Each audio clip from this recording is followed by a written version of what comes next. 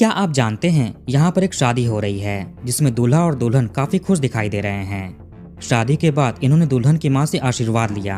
पूरा परिवार photos click कराते हैं। पर क्या ये परिवार सच में खुश था या बस दिखावटी है? जैसे सोनम राजा रघुवंशी केस हर जगह पर चर्चा का विषय बना हुआ था, वैसे ही ये केस भी तेलुगु स्पीकिंग स्टेट्स में सनसनी फैलाया हुआ है। हर किसी की सोनम राजा रघुवंशी केस पर निगाह थी। अब क्या खुलासा हो सकता है? वैसे ही कुछ नजरें इसलिए उस पर थीं ताकि उससे इंस्पिरेशन ले सकें। जो गलती सोनम समेत बाकी आरोपियों ने उस केस में की, वैसी गलती ये लोग ना करें। और ये केस अपने आप में अजीब तरह के रहस्यों में छिपा हुआ है। नमस्कार दोस्तों, तो क्या हाल चाल है आपके? आज हम बात करने वाले हैं ऐश्वर्या तेजेश्वर केस के बारे में। इस घटना की शुरुआत होती है तेलंगाना राज्य के जोगुलांबा गढ़वाल डिस्ट्रिक्ट में आने वाले राजविधि नामक एरिया से। इसी के पास गंताविधि नामक गली पड़ती है, जहां पर एक खूबसूरत सा मकान है। इसी मकान में रहते थे 32 साल के गंता तेजेश्वर। साथ में इनका छोटा सा परिवार भी था। पिता गंता जयरामुलु, माँ शकुंतला, भाई तेजवर्धन, वैसे दोनों भाई जुड़वा थे, और बहन सुषमा। इनका ये आलिशान मकान भी हाल के समय में ही बना था। तेजेश्वर ने अपनी पसंद के हिसाब से इंटीरियर डिजाइनिंग कराई थी। ये एक प्रोफेशनल डांसर और प्राइवेट लैंड सर्वेयर थे, यानी भूमि सर्वेक्षक। इसमें आमतौर पर जमीन का मापन करके उसकी बाउंड्रीज डिसाइड करते हैं, ताकि बाद में किसी के साथ कोई जमीनी विवाद ना हो। इस काम के लिए तेजेश्वर को कुछ समय पहले लाइसेंस भी प्राप्त हुआ था। भले सरकारी नौकरी ना हो, लेकिन प्राइवेट तौर पर ऑफिशियली ये काम कर सकते थे। इस काम से पहले ये डांस टीचर थे, बच्चों को डांस सिखाते। उससे इनकी जीविका चलती थी। डांस इनका पैशन था और लैंड सर्वे करना प्रोफेशन। कड़ी मेहनत और मशक्कत करके इन्होंने ये घर खड़ा किया था। ये लोग जहाँ पर रहते थे, यानी गढ़वाल में, यहाँ से लगभग 60 किलोमीटर दूर कुर्नूल नामक डिस्ट्रिक्ट पड़ता है, जो आंध्र प्रदेश में है। ये केस दो राज्यों के बीच है, तेलंगाना और आंध्र प्रदेश। तो कुर्नूल जिले के कल्लूर नामक अर्बन एरिया के जानकी नगर में एक और परिवार था। इसमें थी माँ सुजाता और इनकी 25 साल की बेटी ऐश्वर्या, एक सहरसा। घर में केवल यही दो लोग थे। अब ऐश्वर्या के पिताजी और छोटे भाई कहाँ गए, ये आपको आगे पता चलेगा। माँ सुजाता घर का खर्च और अपनी जीविका चलाने के लिए NBFC यानी नॉन बैंकिंग फाइनेंशियल कॉर्पोरेशन में काम करती थी एज अ स्वीपर, यानी झाड़ू पोछा साफ सफाई करने की नौकरी। इनकी फाइनेंशियल कंडीशन उतनी अच्छी नहीं थी, पिता भी नहीं थे। इसके चलते बेटी ऐश्वर्या केवल 10वीं तक ही पढ़ पाई थी। कभी कभी माँ बीमार पड़ जाती और काम पर नहीं जा पाती, तो बेटी जाकर NBFC में काम करती।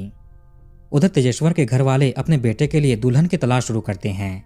वो 32 साल का हो चुका था, शादी की उम्र निकलती जा रही थी।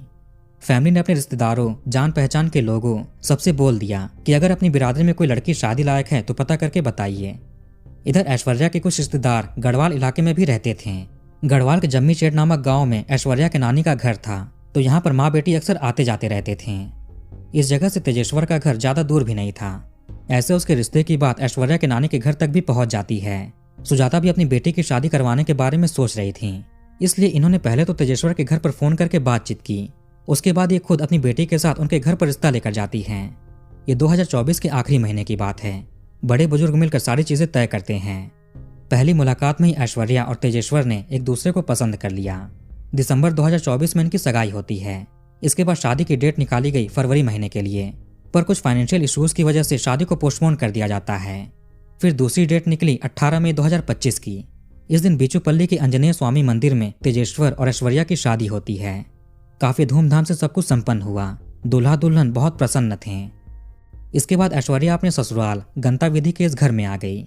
1-2 दिन यहाँ पर रहने के बाद ये वापस अपने मायके कल्लूर चली जाती है, शादी के बाद की बाकी रस्में निभाने के लिए। फिर वापस अपने ससुराल आ गई। चूंकि मायके और ससुराल के बीच ज्यादा दूरी नहीं थी, 60 किलोमीटर था, तो ऐश्वर्या का ससुराल से मायके और मायके से ससुराल घूमना होता था। कभी कभी पति तेजेश्वर अपनी बाइक से ड्रॉप कर देते, तो कभी वो अकेले ही चली जाती। सब कुछ नॉर्मल था। अब आती है वो तारीख जिसके बाद इस पूरे परिवार की लाइफ बदल जाती है। तेजेश्वर को हमेशा जमीन सर्वेक्षण के लिए कॉल्स आते थे और इनको जाना पड़ता था। कई बार काफी दूर भी चले जाते हैं, लेकिन जैसा भी हो सुबह में ये जाते थे और शाम तक घर लौट आते हैं। 17 जून 2025 की सुबह भी आम दिनों की तरह तेजेश्वर अपनी बाइक से काम पर निकल जाते हैं। आज कई जगहों पर जाकर भूमि सर्वेक्षण करना था। अब धीरे धीरे शाम होता है। तेजेश्वर के घर लौटने का टाइम हुआ। इस समय इनकी पत्नी ऐश्वर्या भी ससुराल में ही थी। सभी लोग तेजेश्वर के घर लौटने का वेट कर रहे थे, मगर ये आते नहीं हैं।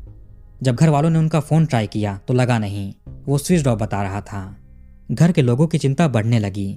ये आसपास रहने वाले रिश्तेदारों से, जान पहचान के लोगों से, तेजेश्वर के जो दोस्त हैं उनसे सबसे पूछा गया, कॉल किया गया। भाई तेजवर्धन भी अपने जुड़वा भाई को ढूंढने के लिए निकल जाते हैं। कई दोस्तों से पूछा, जिनको तेजेश्वर डांस सिखाते थे उनसे भी बात की, लेकिन कहीं से कुछ पता नहीं चलता है। पूरी रात बीत जाती है पर तेजेश्वर घर नहीं आए। अगले दिन 18 जून को भाई तेजवर्धन सीधे गढ़वाल टाउन पुलिस स्टेशन गए और अपने भाई की गुमशुदगी की रिपोर्ट लिखाई कि कल शाम से घर नहीं लौटे हैं और उनका फोन भी स्विच ऑफ है। शुरुआत में तो इस केस को भी बाकी नॉर्मल केसेस की तरह ट्रीट किया गया।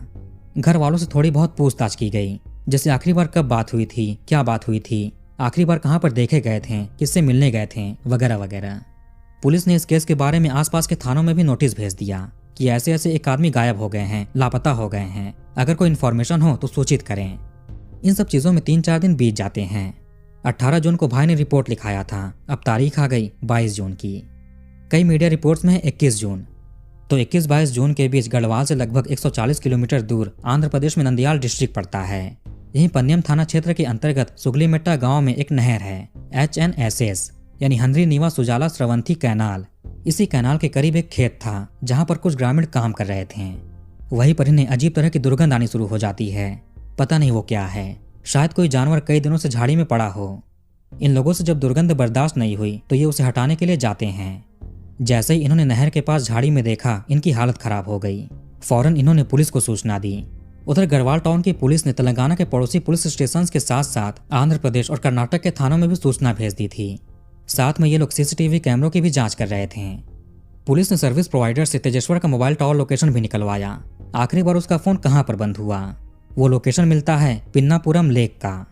22 जून को सुगलीमेट्टा के लोगों ने जब पुलिस को बुलाया और पुलिस झाड़ी में जाकर देखती है तो मिला कि यहाँ पर एक आदमी पड़ा हुआ है।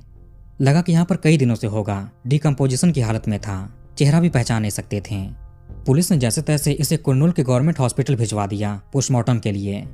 इसकी सूचना फौरन गढ़वाल टाउन पुलिस को भेजी गई। वहां के SP ने एक स्पेशल टीम भी बना दिया था जो तेजेश्वर को ढूंढने में लगी थी। वो टीम कुर्नूल हॉस्पिटल पहुंचती है। ये लोग ऑलरेडी इसी इलाके में आकर कुर्नूल टाउन 3 के CI और पन्नियम पुलिस के साथ सर्च ऑपरेशन चला रहे थे, जैसा कि तेजेश्वर के लास्ट लोकेशन में मिला था, जहां जहां पर भी उसकी लोकेशन दिखा रही थी। तेजेश्वर के परिजनों को कुर्नूल हॉस्पिटल बुलाया गया कि आकर पहचान कीजिए। पिता समेत कई लोग यहाँ पर आते हैं। पहले तो पिता ने पहचानने से ही इनकार कर दिया, लेकिन फिर ये हाथ में पहने कड़े और बाह पर बने टैटू से पहचान करते हैं। बाह पर तेजेश्वर ने अम्मा के नाम का टैटू बनवा रखा था, यानी माँ का। ऐसे पिता रोते बिलखते हुए बेटे की पहचान करते हैं। पता नहीं चल रहा था कि यह सब कुछ हुआ कैसे। अब डॉक्टर्स ने इसका पोस्टमार्टम किया। इसमें मिलता है तेजधार हथियारों के निशान। गले के आसपास समेत कई जगहों पर कई हिस्सों में ऐसे निशान पाए गए। यानी अब साफ हो चुका था कि ये कोई अनहोनी या जाने अनजाने में नहीं हुआ, बल्कि किसी ने जानबूझकर किया है। पुलिस ने अब तेजी से इस केस की जांच शुरू कर दी। तेजेश्वर जमीनों को मापने का काम किया करते थे। इसमें कई बार विपक्षी पार्टी से बहस भी हो जाता था कि हमारी जमीन बिना पूछे किसी और की जमीन में कैसे माप सकते हो। आपको पता ही है जमीनों का विवाद कितना होता है। इसके चलते कई बार तेजेश्वर 2 पार्टियों के बीच में फंस जाते थे। पुलिस इसी एंगल पर अपनी जांच आगे बढ़ाती है। उधर तेजेश्वर के उस हाल में मिलने वाली जगह पर छानबीन किया गया। जिसने यहाँ पर फेंका होगा उससे रिलेटेड कोई सुराग मिले।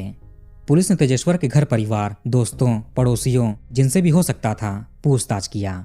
कोई दुश्मनी का एंगल हो, जमीनी विवाद, पैसों की लेन देन को लेकर, या किसी के साथ अचानक कोई लड़ाई झगड़ा हो गया हो।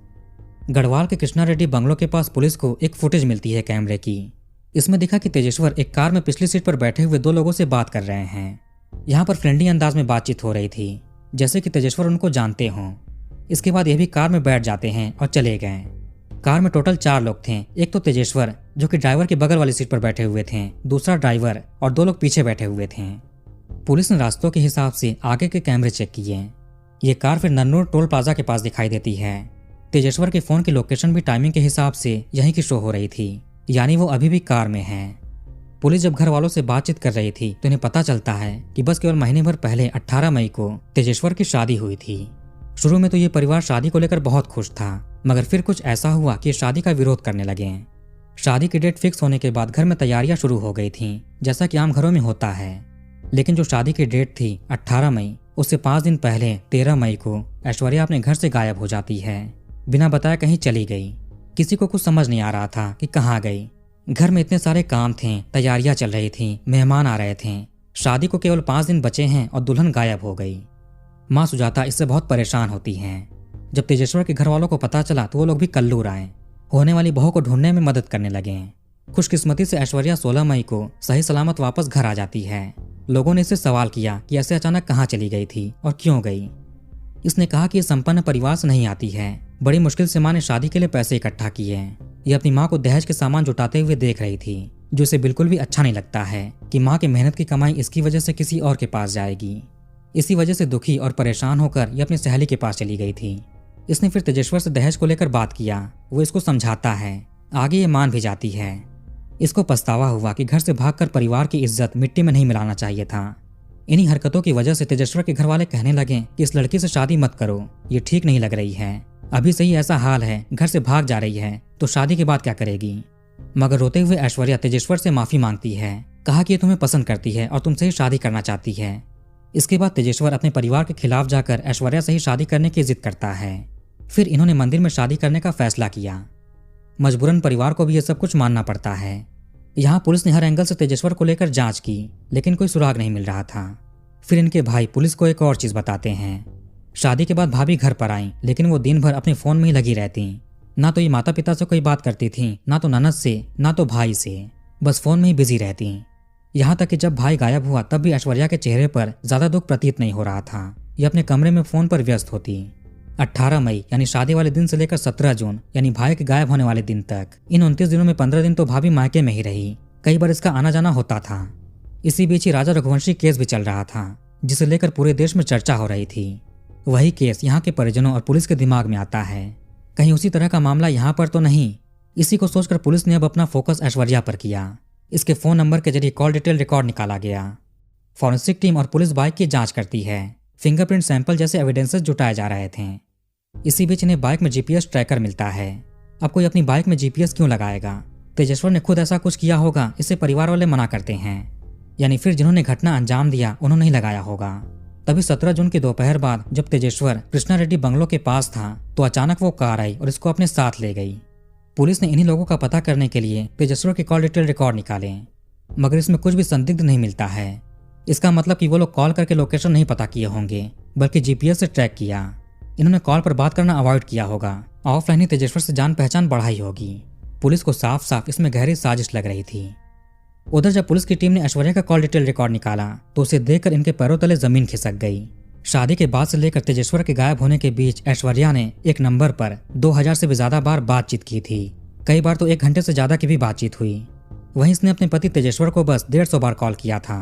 कहाँ 2000 कॉल और कहाँ 150 कॉल। यहाँ ससुराल में कई बार लोगों ने टोका भी कि किससे बात करती रहती हो। ऐश्वर्या कहती कि माँ से, अपनी सहेलियों से। फिर सोचते हैं कि नई नई शादी हुई है, हो सकता है कि इसे अपने घर वालों की याद आ रही हो। इसी फोन यूज करने को लेकर तेजेश्वर और ऐश्वर्या में कहासुनी भी हो चुका था।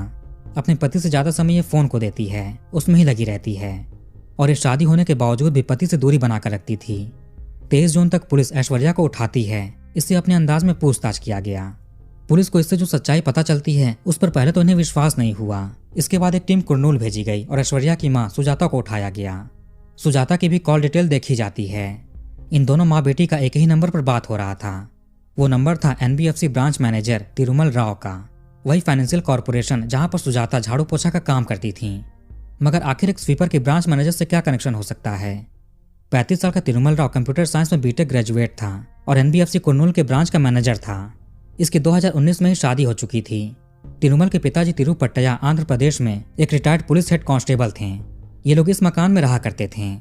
2019 से लेकर 2025 के बीच तिरुमल की शादी को लगभग 8 साल हो गए, लेकिन इसकी कोई संतान नहीं थी। इसकी पत्नी मां नहीं बन सकती। इसके चलते इसे अपनी वाइफ में उतना इंटरेस्ट भी नहीं था। ऐश्वर्या की मां सुजाता के ऑफिस में झाड़ू पोछा करने के दौरान तिरुमल इससे मिलता था, बातचीत होती थी। फिर सुजाता और तिरुमल में अफेयर शुरू हो जाता है। दोनों लंबी लंबी बातें किया करते हैं, एक दूसरे के साथ समय बिताते हैं। तिरुमल के पास एक दिन कुरनूल के कृष्णानगर निवासी कुमारी नगेश नामक व्यक्ति आया, जो कि एक पॉटर था, यानी मिट्टी के बर्तन बनाने वाला। इसे कुछ पैसों की जरूरत थी, कुछ लोन चाहिए थे। तिरुमल जानता था कि यह आदमी थोड़ा आपराधिक किस्म का है, आसानी से लोन नहीं मिल सकता। इसने उससे बात की, कहा कि तुम्हारा लोन ये आसानी से इशू कर देगा, जितने लाख रुपए भी चाहिए दिलवा देगा, लेकिन तुमको इसके बदले में एक काम करना पड़ेगा, बदले में तुमको पैसे भी देगा। ऐसे नगेश मान जाता है। फिर इसने अपने एक साथी परशुराम, जो कि ऑटो ड्राइवर था, उसको तैयार किया। इसके अलावा राजेश उर्फ राजू, जो कि तिरुमल का ड्राइवर था, उसको भी शामिल किया। तिरुमल ऑनलाइन ऑर्डर करके जीपीएस ट्रैकर मंगवाता है और ऐश्वर्या को दिया। कहा कि तेजेश्वर की बाइक में छिपा देना, इससे उसकी हर गतिविधि पर नजर रख सकेंगे। अब तिरुमल नगेश को भेजता है तेजेश्वर के पास कि जाकर जान पहचान बढ़ाओ, उससे बातचीत करो। वो लोग ऐसा ही करते हैं। परशुराम और राजू उससे पहचान बढ़ाते हैं। उससे मिलकर कहा कि इनके पास 10 एकड़ की जमीन है, उसका निरीक्षण करना है, अच्छी फीस देंगे। तेजेश्वर का तो यही काम था, ये मान गया।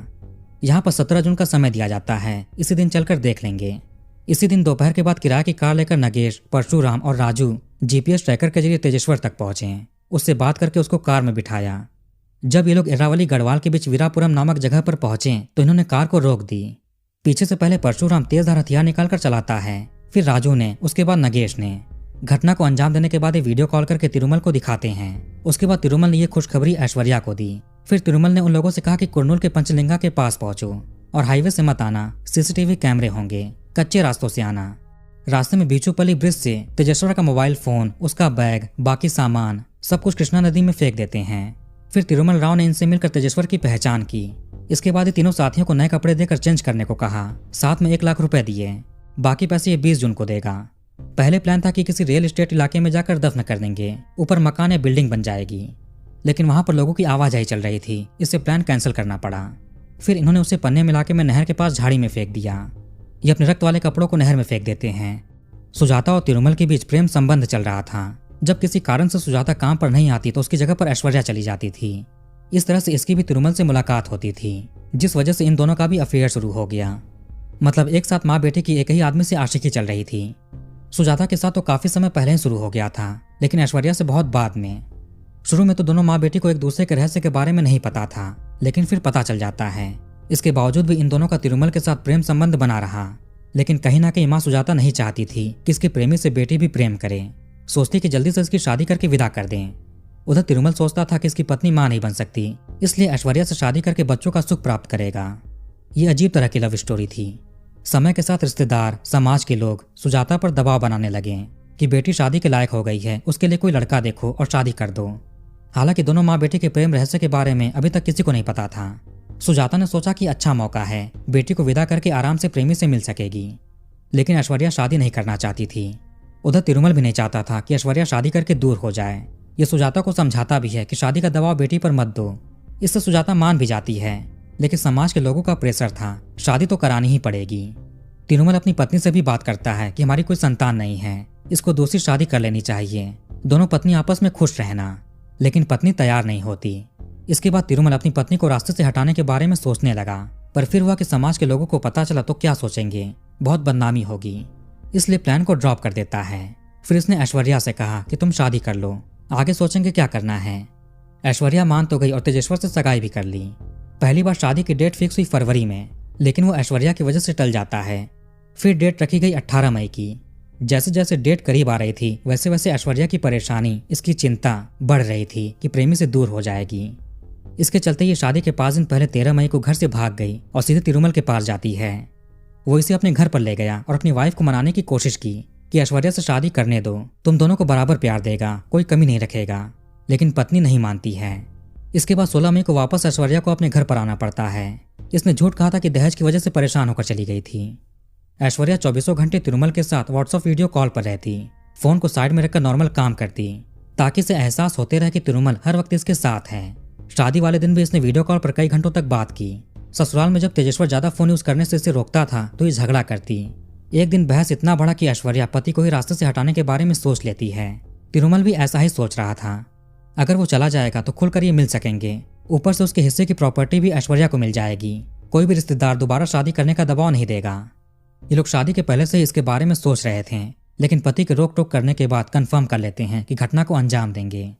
शुरू में ये थोड़ा घबराते हैं कि कैसे क्या किया जाएगा, लेकिन फिर वो सोनम रघुवंशी वाली घटना हो जाती है। उसको देखकर इन्हें इंस्पिरेशन मिला, मोटिवेशन मिला। ये उस केस पर काफी ध्यान दे रहे थे। जो गलतियां सोनम ने की ये लोग ऐसा नहीं करेंगे। फिर वो सारी वारदात होती है जो शुरू हुई नगेश के NBFC में आने के बाद, जब इसे लोन चाहिए थे। पहले प्लान था कि ऐश्वर्या तेजेश्वर के साथ बाइक से मायके जाएगी, उसी बीच रास्ते में घटना को अंजाम देंगे और गायब हो जाएंगे, जिससे सोनम राजा केस में दोनों गायब हुए थे। यहाँ पर ऐश्वर्या अपने प्रेमी तिरुमल के साथ अंडमान या फिर लद्दाख जाने के बारे में सोच रही थी। प्लान हुआ कि लद्दाख जाएंगे, कुछ साल वहां पर बिताने के बाद विदेश चले जाएंगे। तिरुमल अपनी कंपनी से 20 लाख रुपए लोन लेता है। इसमें से 2 लाख रुपए सुपारी लेने वालों को दिया। इन्होंने लद्दाख जाने के लिए टिकट भी बुक कर ली थी, लेकिन वो प्लान कामयाब नहीं हो पाता है। शादी के बाद महीने भर के अंदर 4-5 बार कोशिश हुई, लेकिन फेल हो गए। इसके बाद ऐश्वर्या ने तिरुमल से कहा कि अब चाहे जो हो जाए, कैसे भी घटना को अंजाम दो, अब वेट नहीं कर सकते। जिसके बाद वो सारी चीजें होती हैं 17 जून को। 24 जून तक पुलिस एक चेक पोस्ट पुल्लूर से नगेश, परशुराम और राजू को पकड़ लिया। ये कार से भाग रहे थे। तिरुमल राव को शामसाबाद एयरपोर्ट से पकड़ते हैं। यह अकेले ही भागने वाला था। इनके अलावा मोहन नामक एक राजमिस्त्री को भी पकड़ा गया, जो कि तेजस्वर की गतिविधियों के बारे में तिरुमल को खबर दे रहा था। एक तरह से साजिश में शामिल था, रेकी कर रहा था। तिरुमल के पिताजी, जो कि रिटायर्ड हेड कांस्टेबल थे तिरुपट्टया, उन्हें भी अरेस्ट किया गया। ये अपने बेटे को बचाने और सबूत मिटाने की कोशिश कर रहे थे। पुलिस पूछताछ के लिए तिरुमल की वाइफ को भी थाने बुलाती है। टोटल 8 आरोपियों को इसमें ऑफिशियली अरेस्ट किया गया। इसमें किसका कितना इन्वॉल्वमेंट था वो क्रमशः ऐसे है: A1 Tirumala Rao, A2 Aishwarya, A3 कुमारी नगेश, A4 चकली परशुराम, A5 चकली राजू, A6 मोहन, A7 तिरुपट्टया और A8 सुजाता। पुलिस ने हसिया जैसा 2 हथियार, एक चाकू, 10 मोबाइल फोन्स, 1,20,000 रुपए कैश, GPS ट्रैकर जो तेजस्वर की बाइक में लगा था, इसके अलावा वो कार भी सीज कर लिया गया। काफी समय पहले ही सुजाता के पति यानी ऐश्वर्या के पिताजी का नींद में स्वर्गवास हो गया था और कुछ महीने पहले छोटे भाई के साथ भी जमीन पर फिसल कर कुछ अनहोनी हो गई थी, जिसके बाद उसका भी स्वर्ग सिधार हो गया। जब माँ बेटी का रहस्य सबके सामने आया तो गांव में ये बातें चलने लगी कि कहीं इन दोनों ने बेटे और पिता के साथ भी तो जानबूझकर वो सब नहीं किया। एक रिश्तेदार का आरोप है कि इनके भैया यानी सुजाता के पति को जहरीला पदार्थ दिया गया होगा और बेटे को धक्का दिया, क्योंकि उन दोनों घटनाओं के समय वहां पर माँ बेटी के अलावा और कोई नहीं था। शायद वो तिरुमल के साथ रिश्तों का विरोध करते हों। ऐश्वर्या और तिरुमल ने सोनम राजा केस से इंस्पिरेशन लिया, इस बात को स्वीकार करते हैं। उसके बाद ही इनका डर खत्म हो जाता है और ये प्लानिंग करते हैं। घटना के बाद 20 जून को बाकी पैसे भी सुपारी लेने वालों को तिरुमल दे देता है, लेकिन चूंकि ऐश्वर्या ससुराल में थी और पति गायब है, इस वजह से वो मायके नहीं आ सकती थी, ना ही घर से बाहर निकल सकती थी। तिरुमल उसका आने का वेट करता रहा कि कब लद्दाख निकले, पर हो नहीं पाता है। फिर पुलिस ऐश्वर्या और इसकी मां सुजाता को पकड़ लेती है। सुजाता भी साजिश में शामिल थी। जब तिरुमल को इसके बारे में पता चला कि ये दोनों पकड़ी जा चुकी हैं, तो ये भागता है, मगर ये पुलिस से कितने दिन छिपेगा। 27 जून को पुलिस ने इस केस के बारे में प्रेस कॉन्फ्रेंस किया, सारी सच्चाई उजागर की। यह भी मीडिया में बात आई कि इस केस के लिए स्पेशल कोर्ट हियरिंग होगी और 6 महीने 1 साल के अंदर फैसला सुनाया जाएगा। तो ये थी एक अजीब तरह की घटना जिसमें माँ बेटी का एक ही प्रेमी था। तो वीडियो कहीं पर खत्म करते हैं। आप कमेंट करके अपनी राय बताइए। इस वीडियो को लाइक और शेयर जरूर करिए और हमारे चैनल को सब्सक्राइब करके बेल आइकन ऑन कर लीजिए। मिलते हैं नेक्स्ट वीडियो में। धन्यवाद।